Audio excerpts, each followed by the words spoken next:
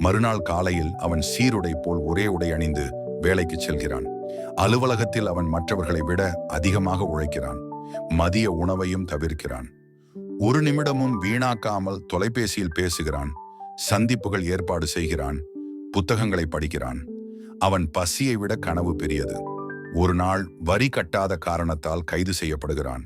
அந்த இரவும் அவன் காவல் நிலையத்தில் கழிகிறது.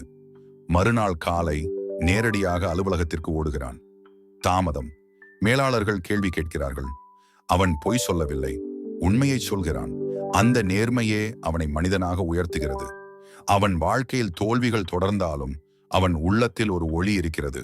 நான் விடமாட்டேன் என்ற உறுதி. மகனுடன் அவன் பேசும் அந்த தருணங்கள் படத்தின் இதயம். நீ எதையும் செய்ய முடியாது என்று யாராவது சொன்னால் அவர்கள் தவறு என்று அவன் சொல்வான். அந்த வார்த்தைகள் அவன் சொந்த வாழ்க்கைக்கே உரியவை. ஏனெனில் அவனும் பலமுறை நீ முடியாது என்று கேட்டவன். ஆனால் அவன் அதை ஏற்கவில்லை. அவன் ஒவ்வொரு நாளும் தன் கனவுக்காக ஒரு படி எடுத்து வைக்கிறான். சில நாட்கள் அந்த படி பின்னால் போகும். ஆனால் அவன் நின்றுவிடவில்லை. இன்டர்ன்ஷிப் முடிவுக்கு வருகிறது. யார் தேர்வு பெறுவார்கள் என்ற பதற்றம். அலுவலகத்தில் அனைவரும் அமைதியாக காத்திருக்கிறார்கள்.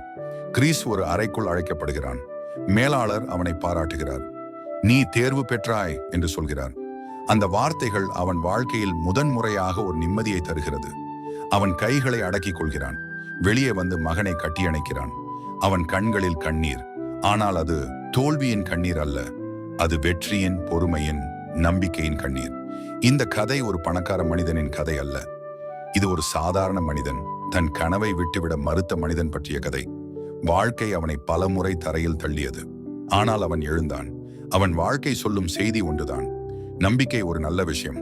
நல்ல விஷயம் ஒருபோதும் இறக்காது. இந்த படம் உங்களுக்கு எப்படிப்பட்ட உணர்வை உணர்த்தியது என்று கமெண்ட் செய்யுங்கள். வேறு ஏதாவது படத்தை விளக்கமாக சொல்ல வேண்டும் என்றால் கீழே அந்த படத்தின் பெயரை கமெண்ட் செய்யுங்கள்.